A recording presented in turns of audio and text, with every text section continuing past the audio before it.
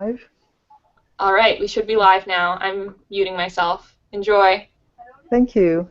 Thank you very much. Welcome, everyone, to this webinar called Bat Mitzvah Reimagined, where we're going to discuss how we can create a meaningful Bat Mitzvah for our daughters, a ceremony that marks their coming of age in a way that is uplifting and spiritual fulfilling.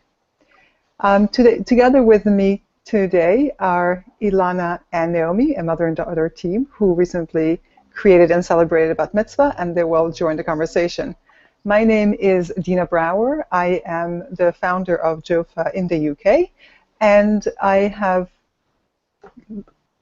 really been excited about helping create the Bat Mitzvah ceremonies for many mothers and daughters because I have 4 sons and no daughters of my own. So I have to kind of beg, borrow, or steal a girl when I can. So this is a little bit about me. I'm going to go over to Ilana and Naomi to introduce yourselves. Hi, I'm Ilana. I live in London in England, and I have 2 children. Naomi is my eldest daughter, and I have a son, Benjamin, too. And we're going to talk a little bit about Naomi's Bat Mitzvah ceremony later on. Hi, I'm Naomi, and my Bat Mitzvah was 9 months ago now. Okay, great. Thank you for that. So to begin, what I suggest that families do when they're starting to think about Bat Mitzvah and how to celebrate, there are 3 questions that I think people should consider. And before I go into explaining the 3 questions, something to say about Bat Mitzvah is that it is sometimes frustrating because there's no clear defined role for a Bat Mitzvah girl and no ceremony that's been done for a long, long time, like for the Bar Mitzvah. But on the other hand, on the flip side, it means there is also room for creativity and for making something that is very personal out of this special occasion. So while boys have some expectations of reading the Maf and Haf, as they say, the Maftir and the Haftarah, and for some it's a very good experience, for some it might be a frustrating experience because they spend a whole year learning something by rote. The fact that there isn't such a defined structure, it means that girls and their families can, be more creative. And I really think it's an opportunity to find a way to create something that is customized, but is also a journey into study and exploration of what is meaningful to us, and hopefully a gateway to continue learning, not just focusing on the one particular day and then ending it there. A Bat Mitzvah should not be a graduation, but it should be really the beginning of a rich life of Torah study and of religious fulfillment. So the 3 questions I suggest people think about is really, first of all, thinking about what resources do you have in terms of what you can bring to a Bat Mitzvah ceremony, what skills you want to develop. And that's really, really important because it's an opportunity to learn something new, whether it is reading from the Torah or from a Megillah, but also in terms of tefillah or textual skills in case you want to study and create a ceremony around a siyum, and we'll talk a bit more about that. And then finally, it's also important to think about what atmosphere you hope to create. What is really important to you? Do you want something that is very joyous, something that is very solemn? Some people really like the idea of celebrating a Bat Mitzvah in a synagogue because it gives it a certain solemnity and it feels very official, I guess, in a way, very much part of the traditional communal thing. And for others, it's important to have something in an intimate, personal space, such as home. So those are things to think about.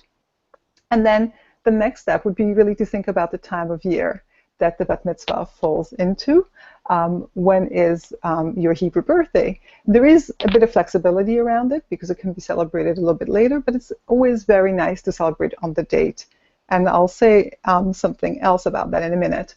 And then thinking about the logistics, do you want a Seudat Mitzvah that follows the ceremony, and how are you going to manage that? And thinking also broadly, who do you want involved? what community do you live in, what are the resources within the community, so what are the options.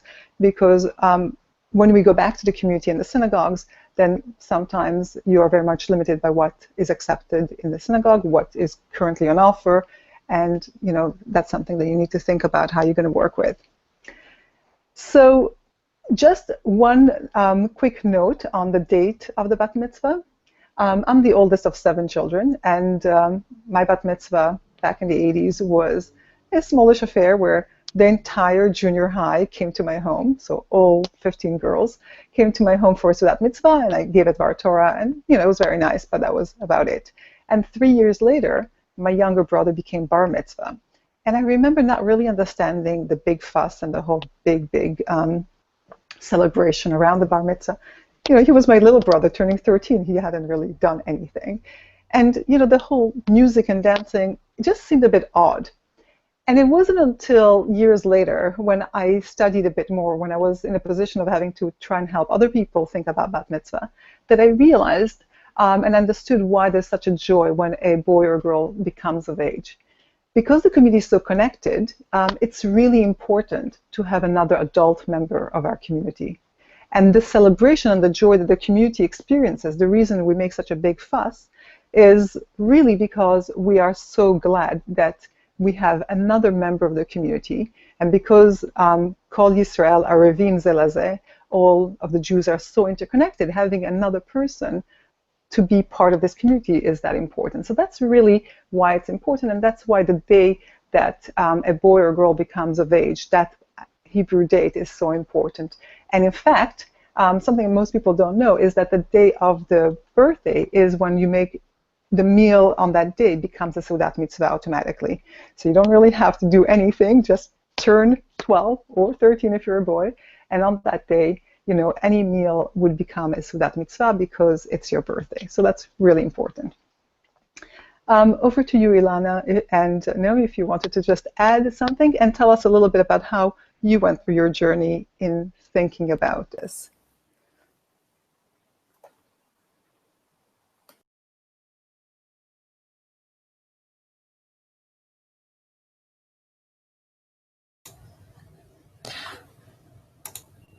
Hi, everyone. It looks like we just lost Ilana. I'm going to invite her back to the conversation. Dina, would you mind filling in for a couple minutes while I'm waiting for that? Yes, absolutely, definitely. So just going back, just to sort of recap what I was saying, in case you've just joined us, in thinking about a Bat Mitzvah, you might want to think, first of all, about the time of year the Bat Mitzvah falls into, what type of ceremony you want to develop. Is it going to be, what's the mood that you want? Do you want something solemn, joyful, participatory?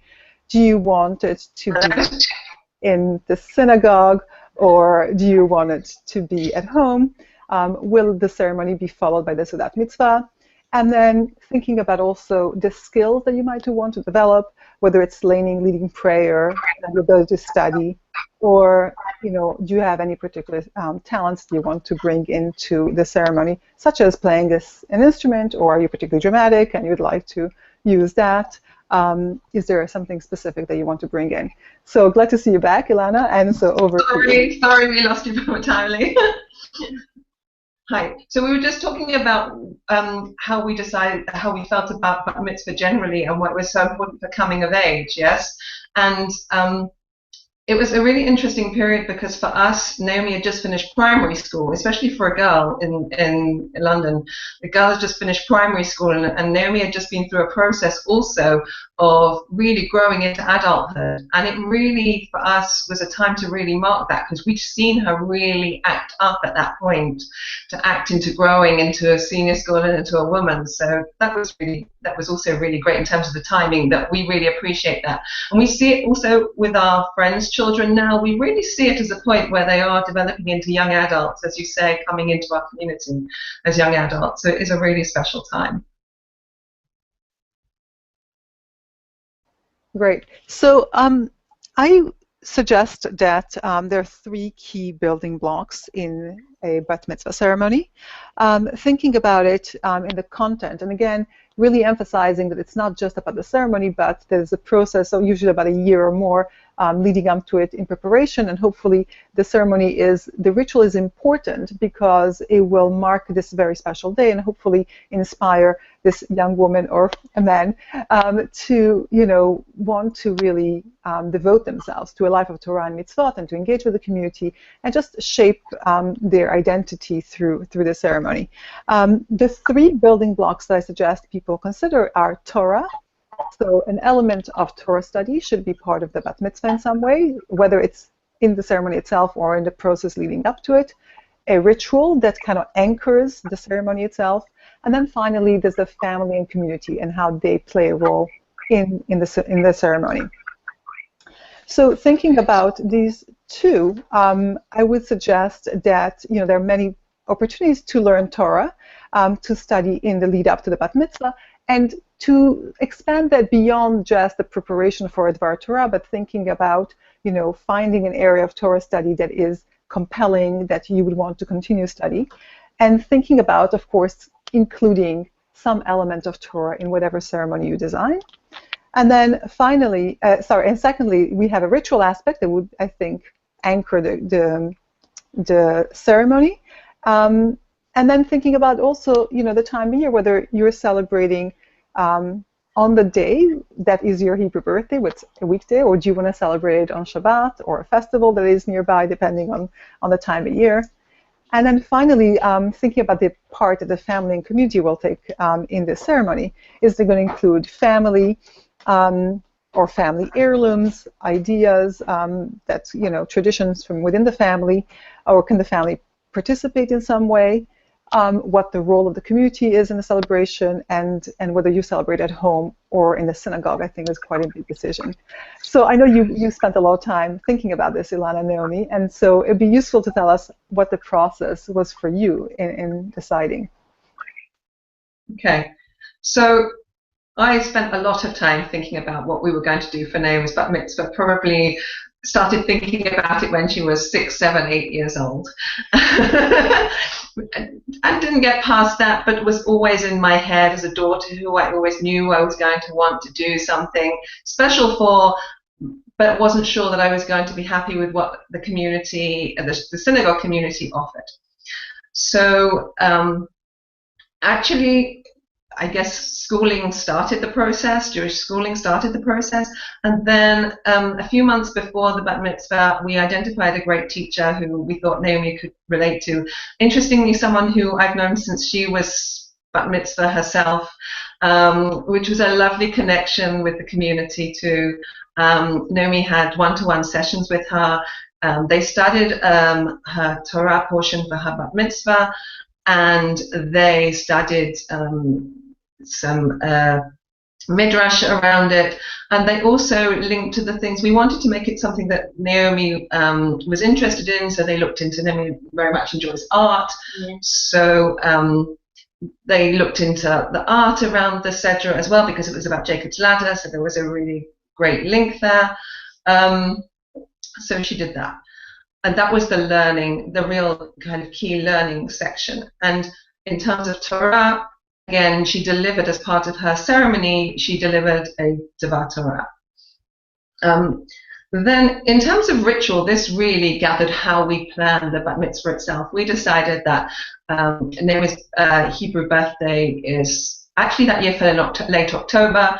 Her English birthday is November. It was perfect time of year to have a Havdalah ceremony. It was something that she as a woman could lead. And interestingly, it wasn't actually on her Hebrew birthday itself that we put the Bat Mitzvah, because that day was the day of a 2-week English holiday, and a lot of people were going to be away, and a lot of her school friends were going to be away, and we also decided to wait until the clocks changed so that we could have a real nice evening ceremony, Motzei Shabbat, straight after, that we could make Havdalah. So we'll come back to that in a minute, but Havdalah obviously provided an opportunity for Naomi to lead tefillah for the community, for our chosen community, our family and friends, and it's also a beautiful ceremony. It's a really beautiful ceremony. And it was something that Naomi was quite comfortable with. So she was offered laning as an option, and she decided that wasn't what she wanted to do. So Havdalah was something she had a really good connection with from school and from ongoing, something beautiful. And then in terms of family and community, so we were going to take, in order to do the ceremony and to do the Havdalah, we were going to take Naomi away from our shul community.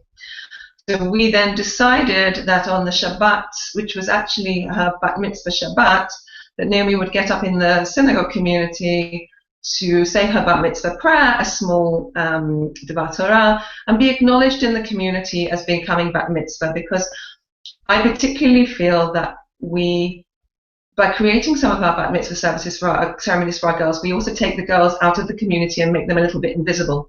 And I think it's really important also to keep them really visible within our community. And our son, in time, in a couple of years, please God, will be Bar Mitzvah in the community, and he's seen in the community. And I wanted the community to remember we also have a daughter who is also very able and has a role within the community too.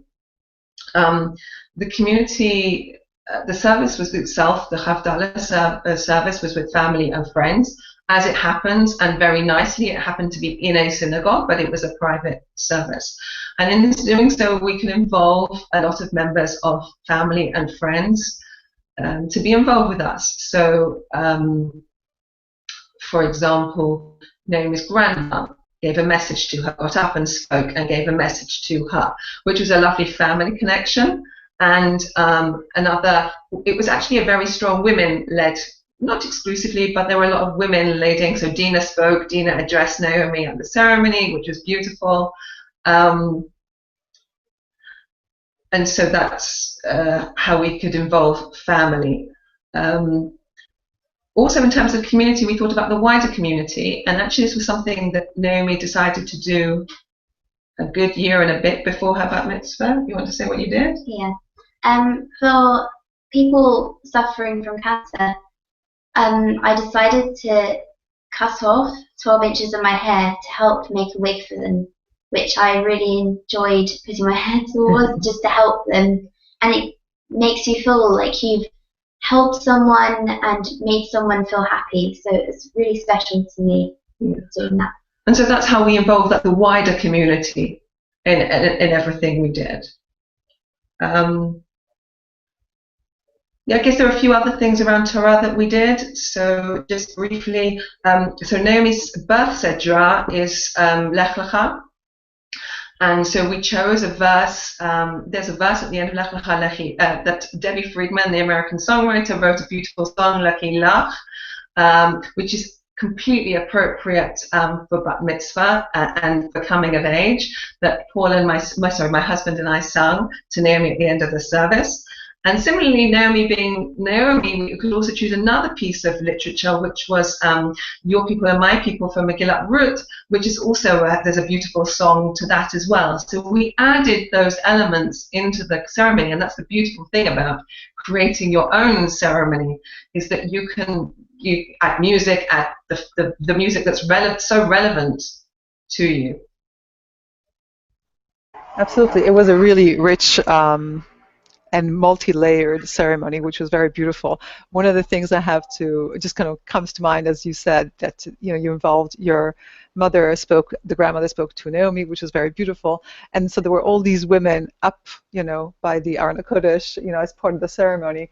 And my husband sitting in the audience, who has been a rabbi for many years, commented afterwards. He said, now I know what it feels like when there's a bar mitzvah. There's all, the grandfather, the father, the rabbi, the boy on the bima, and there's this like clan. It's this great sort of sense of like being there, doing this together. But you and women are usually on the other side, sort of watching and not really part of it. And he really felt what it was like to be on the other side, in a sense, because it was really sort of like an also girl power type of thing. We were all up there together, which was really wonderful. 9 months on, Naomi, I'm just wondering if you have any reflections on looking back on how it was, and whether you would, what moment stayed with you from, everything that you did in preparation and on the day itself, and also wondering whether there would be anything that you would do differently or wish you had done differently? So any thoughts on that? I think it was more the Havdalah that stays with me because it was out of my comfort zone, but it wasn't so far out that I didn't want to do it. I was nervous, but I don't regret not laning. But I just really liked being able to lead a ceremony in some way and contribute to Jewish life. Also, mum and dad singing to me, Lechilach was very neat because everyone was just looking and just watching and enjoying. And my grandma's special words also stay with me for a long time because her words of advice. They were very apt, weren't they? Yeah. They were very relevant. She's very my mother's very spot on, and she gave something that she really will remember. And she's written it down as well, so she has it with her at all times. Something that inspired me was obviously doing the Havdalah was a bit far out my comfort zone than I had before, and then that led on to me laning some of the Megillah during Purim, which was a step further. So I wish to continue doing more as well. I wouldn't really change anything. It was because it was really special for me, and none of my friends had done anything like what I'd done. It seemed very unique. This whole ceremony, they didn't have a ceremony. They might have said a Devar Torah, but they didn't do what I did, and I just feel like I really enjoyed mine, and it was more special to me. And of course, we had occasion to hear you recite Havdalah for a whole group of women and girls a few months later when we had a workshop we had a live workshop just like this. And so the idea of, getting that confidence of saying Havdalah in public for a group of people and then being able to do it again, it's something that comes around every week. And so there's an opportunity, and hopefully it's something that transfers also to Kiddush, and you can take with you. I'm sure mom and dad still probably like to do it themselves most of the time, but if you're ever going out with friends or once you go off to university, it's something that you know how to do. It's part of who you are in a way. So that's great. So I think just to recap, for me, what I observed was that there was quite a lot of preparation and learning in advance, but also things that you've taken away and continued. So your Bat Mitzvah inspired you to push yourself and learn how to lay Megillah to Esther, and you joined a group of adult women, really, in laning, which is nice. And we hope that we can encourage more girls to, want to then, after their Bat Mitzvah, to still do something. And I think that's really, really key, because we don't really want Bat Mitzvah to be sort of like, okay, I've done it and I've graduated and now I can sort of relax. It should really be the inspiration to start and continue with more things. Any other thoughts or reflections that you want to share? No, I think although the party was there, it was a celebration, I think having the ceremony just made it more Jewish and it made it more special to have the ceremony as well. And I agree with you, Dina, very much. It's a process. The Bat Mitzvah, we were very conscious that it was a process. The Bat Mitzvah is not just a point in time. You don't just get to 30. I think a lot of the time it can be that way. You get to 12, you have a Bat Mitzvah, and you are Bat Mitzvah, and that's it. It's for me, it's not about that. It's about a process of building to that and a building of taking from that and what we can do with that afterwards. But it's a really special marker, because I think the girls at that age are really ready for it. Really, really ready for it. Yeah. So some of you who've registered in advance will have received an email with an attachment which has some of the material that we've used in our workshop in the past, which has been useful. It sets out the 3 quick questions that you can sort of try and think of answering them when thinking about planning your own Bat Mitzvah. And we also have some suggestions of ritual and how they would fit into the 3 key building blocks that we've suggested, the ritual, the Torah, and the family/community involvement. Some of the ideas that we have suggested are things to mark a Bat Mitzvah on a weekday. So starting with the idea that you'd want to create a ceremony that fits in with your Hebrew birthday, and if it falls on a Tuesday or a Wednesday, and perhaps you don't want to wait until Shabbat, depending on the time of month, you could do something around Kiddush Levana. Kiddush Levana is the blessing for the new moon, and the moon has to be visible, and it's done outdoors, and some beautiful songs that can be sung around Kiddush Levana, and it has to be done before the 15th of the month. So it's a bit tricky. You have to live somewhere where you know there are not going to be too many clouds or the weather's not going to be bad. So it might not be a great option for people living in London, where clouds appear and disappear very quickly, but something that people might want to do. And so the Bat Mitzvah girl could lead the prayers and the songs for Kiddush Levana. You could incorporate a beautiful Dvar Torah, and of course there's an opportunity for family and community getting involved in singing, playing instruments if you don't play them yourselves, and maybe some other family members or community members do. What's nice about Kiddush Levana is also that it kind of really connects to the idea of Rosh Chodesh and the moon being sort of seen as a representation of the Jewish woman.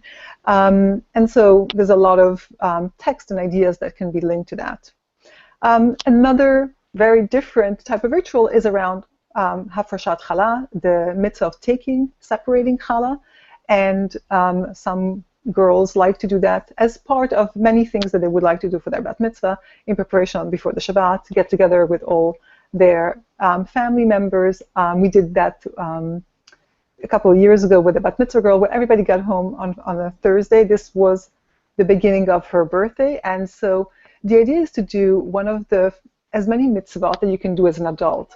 And with challah, you have to be actually bat or bar mitzvah in order to be given the responsibility to take challah. So it's fun to kind of get in with the dough and all of that and bake challah. But it's also, I think, quite important to think about the meaning and the idea of, before you enjoy what you have, being able taking something for the others. And so it could be linked to lots of other social action projects. One of the things that become very popular here in the UK is something called Challah for Hunger, where people bake challah and then take it to homeless shelters or to other sort of charities where other people can enjoy it. So that's something to do. And of course, there's always an opportunity to teach some Torah that is related to this, and of course, all hands-on in rolling out the dough and kneading could be really good.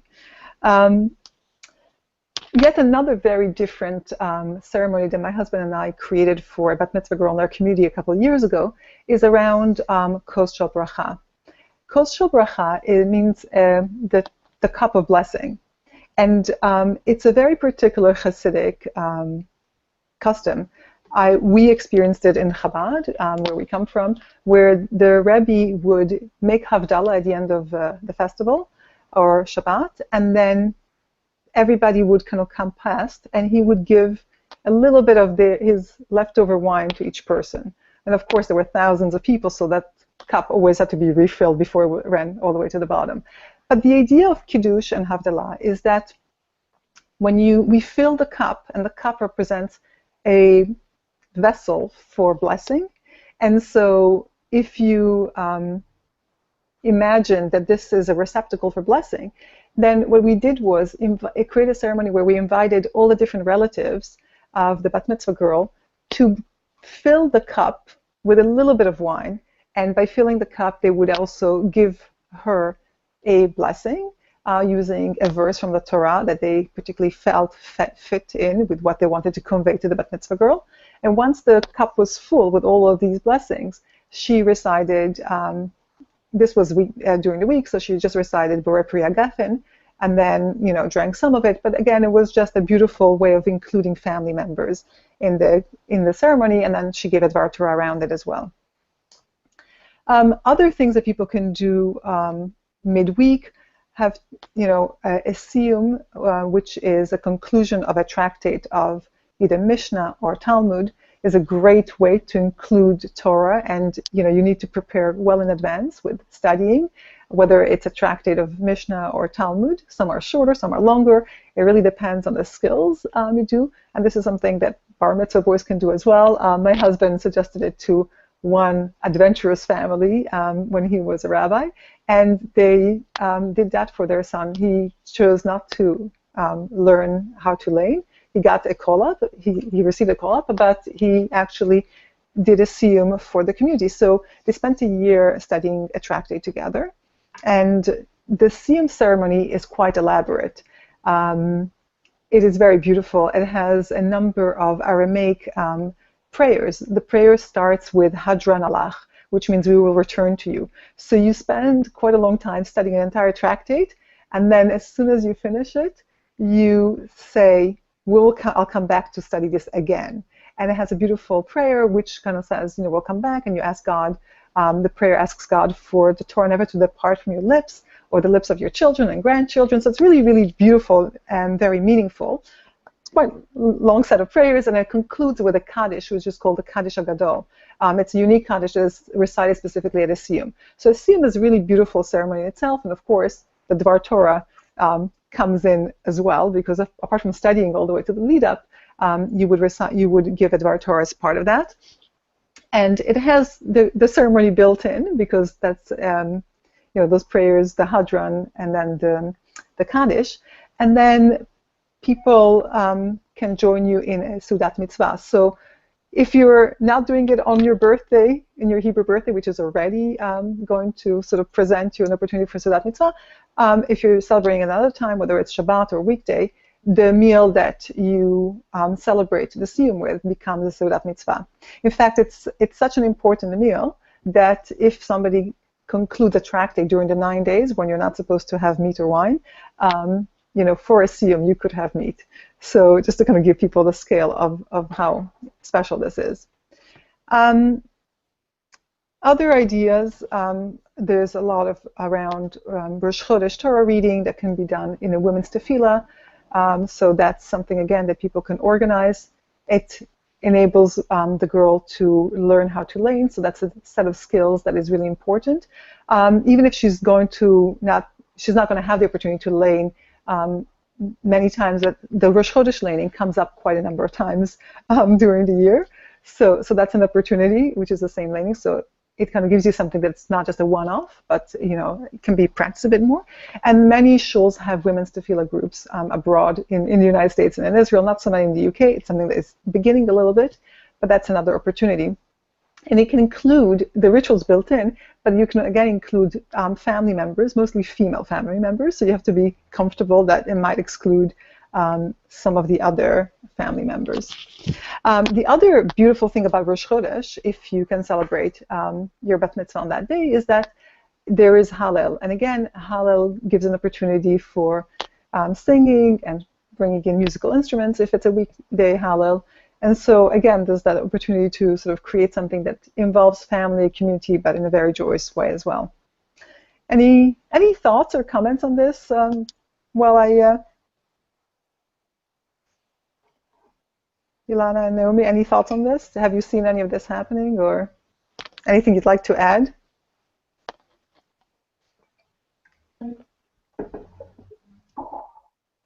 I'm just thinking that I haven't seen a lot of these different things, and I think as we're doing now, is to try and spread the idea and give people the ideas that these things are very possible and very simple.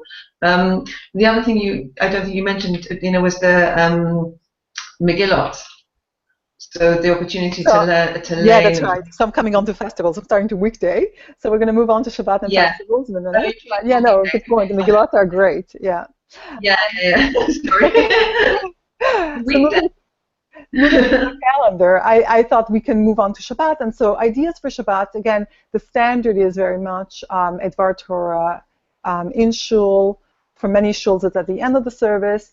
It's great because it's an opportunity to address the entire community, but then it depends on the type of community. Many of our communities in London are very, very large, and so most people have a community within the community, and sometimes it feels a bit, too much to address the entire community. And also from the community standpoint, communities that have lots of young people, it means that every week there is another boy or girl, and sometimes it becomes, it lengthens the service for the entire community, so not everybody is so as focused at the end of the service.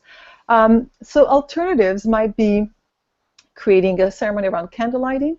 I know one Rebbetzin in London has created very successfully, and she involves all the generations, so the grandmothers and the mothers sort of kind of come in, and she's done something very beautiful where she, gets them to pass on the light from one candle to another. So of course what happens is the candle lighting ceremony happens, probably a good hour before Shabbat comes in. It can happen in people's home. It can take place in a shul. You can sort of do it for the entire community or just for your, family and friends community. But there's a great opportunity to, again, involve family, to have contributions of Divrei Torah from different people, not just the Bat Mitzvah girl, but it also has a beautiful ritual that, again, is a ritual that you come back to. Customs vary on how girls light candles. I grew up in the Chabad movement, and the Lubavitcher Rebbe was very passionate about creating more ritual opportunities for girls, and he invited girls to start lighting candles from the age of 3, based on a midrash that Rebecca was 3 years old when she got married and entered Sarah's tent and lit candles for the first time. And that's something that has gotten a little bit of a revival. I know that on the Torch, the JOFA blog, a plug here, there is a blog about creating this rite of passage for a 3-year-old girl. But for those who haven't done that, it could be very much something that, Bat Mitzvah girls do, take on lighting candles for Shabbat. And it's a great thing because you do it, again, on a sort of weekly basis. And around that, there's also an opportunity of, either reviving traditional family prayers, so finding out what is it that your grandmother, says and recites when she covers her eyes to pray for her family, if she's willing to part with a secret. We also have a rich heritage of techinas, which are Yiddish prayers that, are supplications where women compose them for these key moments of taking challah or lighting candles, going to the mikveh as well. And so those, again, are another rich way to sort of bring some tradition and some ritual. Of course, if you are thinking about Friday and Shabbat, you have Kabbalat Shabbat. A women's only Kabbalat Shabbat is something that a Bat Mitzvah girl can lead. If your community has a partnership minyan, then that's another opportunity as well. It allows the opportunity to study the meaning of the prayers, which are very beautiful. There are a lot of psalms that precede Lecha Dodi, which have like rich meaning. And so that also is a skill, but it's also a journey into learning that then you take with you, because Kabbalat Shabbat comes around every week. And so hopefully, although it's a nice short service with lots of songs, sometimes we don't really appreciate the depth of the meaning and the history of Kabbalat Shabbat, because of course it's something that the mystics of Safed brought in. So it's something that is recently new in sort of Jewish tradition. There's also the opportunity to lead Kiddush and Havdalah, as we mentioned before. Both Kiddush and Havdalah, women are obligated the same as men are obligated, so that's something that a Bat Mitzvah girl can do on behalf of the community. There's also an opportunity doing something around Shabbat Zmirot, if you're particularly musical, thinking about the rich poetry that are the songs that we sing on Shabbat, their history, what sort of moods they capture, the Jews who lived at that time when they were composed, what experience was their Shabbat? So that's something really, special. And I guess if you're really talented in sort of composing, you might compose new tunes, or think of writing a modern Shabbat Zmirah that captures, your experience of Shabbat. And then finally, of course, one of the key things about Shabbat is laning. And again, this is something that's very tricky because a lot of people aspire to having a Bat Mitzvah centered around Torah laning. And find it frustrating that, the forum isn't necessarily available because their shuls and their communities don't have an opportunity for women to participate in that way. And for others, it's sometimes a bit of a resistance because they feel like, well, that's what the boys do. Why do we have to do exactly what boys do? So there's something really interesting. There's a tension around that. The truth is that, in some ultra-Orthodox communities, the boys don't necessarily lane, but just get a call-up. So it's a shifting focus. Torah laning is really important, and Torah is our key sacred focus. And so it's understandable why there's so much focus on Torah and laning. But I think if we just learn how to lane and then it's like a one-off thing and you don't come back to it, it's not a skill that you acquire and use again, it might be a little bit of a shame. And then finally, moving on to festivals and Megillot, which are a little bit more accessible, and the Megillot are great. So Megillat Esther has become hugely popular, and women's Megillah readings have sprung up, a little bit belatedly, but we've had, I think, over a dozen in the last Purim in the UK, which is great growth for us. And what we have starting are Megillot Ruth as well, Megillat Ruth being read. 2 years ago, I officiated my first Bat Mitzvah, where the girl learned Megillat Ruth from a cloth, from the parchment, which meant that in terms of skills and preparation, it stretched her a little bit beyond reading it just from the book with an nekudat. The family chose to do a regular service at home for their family and friends community. So it was a normal traditional service with a mechitza. The man led the service. But when it came to the Megillah, she read the Megillah for both men and women. So they had the bima writing between the men and the women, and she read for both. That's something that has been done before. In some synagogues in Israel, I was at one in Tel Aviv, where they have, again, it's a traditional service, and when it comes to the Haftorah, a man gets called up for the maftir, but then a woman reads it from the women's section, which again, it's one option that can be done, and so it's one entry point. So Ruth and Esther are the most sort of famous Megillot, and they're wonderful because they tell the stories of women, and it's obviously an opportunity to study the text and to involve also some of the other family members if you don't want to read it all yourself as a Bat Mitzvah girl. So they can be shared. And in fact, one Bat Mitzvah girl in Manchester recently celebrated her Bat Mitzvah this past Shavuot by reading Megillat Ruth, but she shared it with her friends in a women's reading. So that was like a wonderful way of including the community, and particularly the Bat Mitzvah girls community, her own peers in her Bat Mitzvah ceremony. And what is important to remember is that there are other sort of Megillot that are read at other times of the year. So there is Shir HaShirim on Pesach, and there is Kohelet on Sukkot, and those are, of course, there's also Eicha on Tisha B'Av. If you're born on Tisha B'Av, some people are born on Tisha B'Av, but I guess most people don't choose to celebrate on that day. But it might be something that people would consider doing. So those are really great opportunities. And every festival, of course, also has Hallel. So again, Hallel is another opportunity. And if it's a festival such as Hanukkah, so if you're lucky enough to have your Bat Mitzvah on Hanukkah, Hallel is another opportunity, because if it's a weekday, again, you can bring in instruments, and so it's wonderful.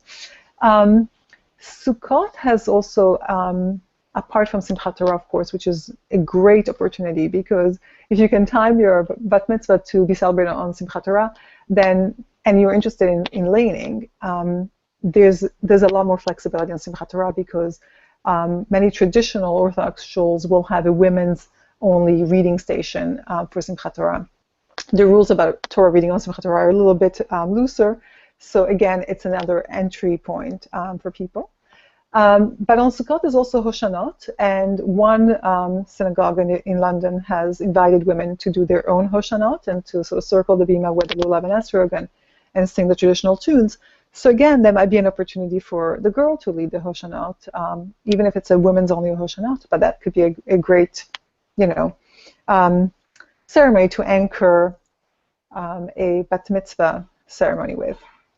And then finally, the other festival that is brilliant for a Bat Mitzvah would be Shavuot. Apart from the Megillah, if laning again is not something that the Bat Mitzvah girls feels she wants to do, it might be an opportunity to actually do a Tikkun Leil, do an all-nighter where you teach Torah. So the Bat Mitzvah girl can study in preparation for that. She can do a siyum. She can teach. She can involve other family members or friends in that, and it could be quite a powerful way to mark your transition into a full adult in the Jewish community by spending all night studying Torah, which is it's a great way of doing it. So at this point, I just wanted to give you an opportunity to reflect back, and then there are a couple questions that people submit in advance, so we're going to try to talk about that.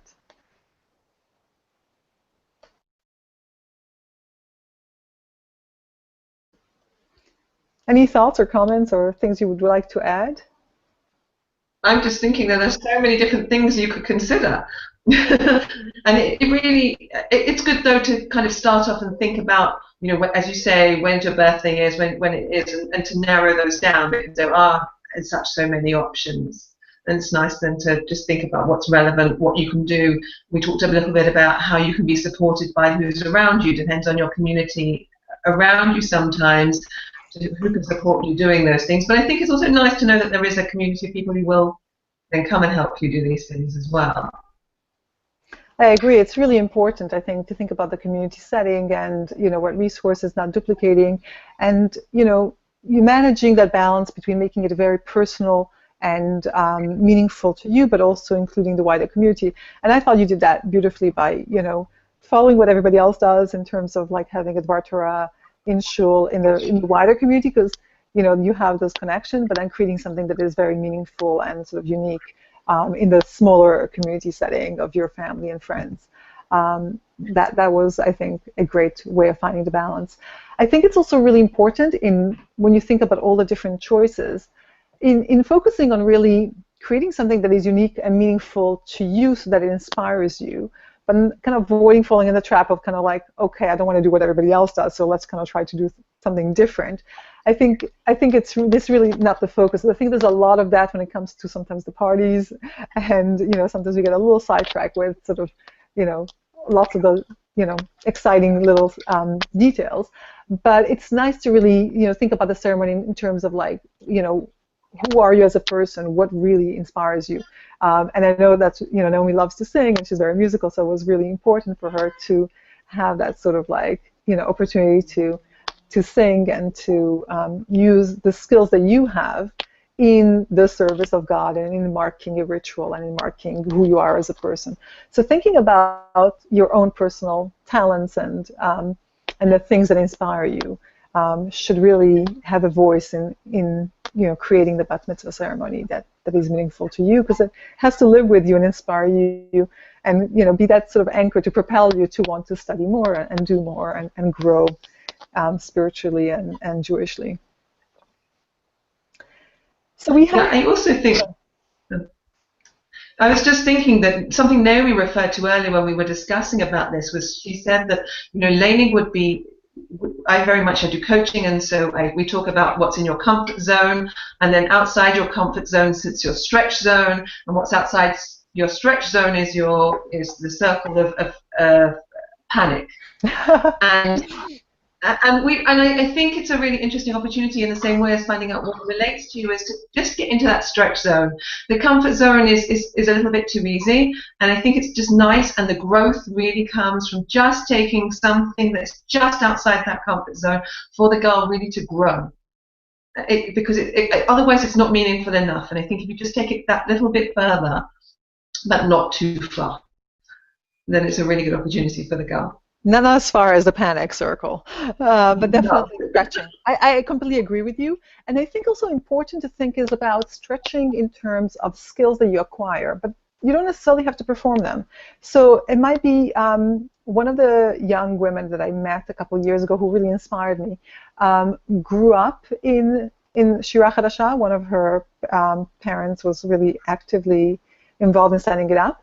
And so she learned from a young age, and she taught lots of young people, but she feels very passionate. And she made a really good point about teaching all young people to lane, so that it's a skill that they know. They may not want to actually practice it because of whatever reason. They may feel shy or they don't have the circumstances, but the ability to really unlock the secrets of the Torah, in a sense, in the way, you know, the punctuation and the cantillation notes give more depth and meaning, and being able to follow it and actually know if somebody's making a mistake when they're laning for the community is another great thing. So the learning process doesn't have to be just focused on, oh, this is what you're actually doing for the ceremony, but a lot of learning should be just learning for growth itself, you know, as we say, lishma, just for the ultimate goal of studying more Torah and being not necessarily a skill that you have to perform.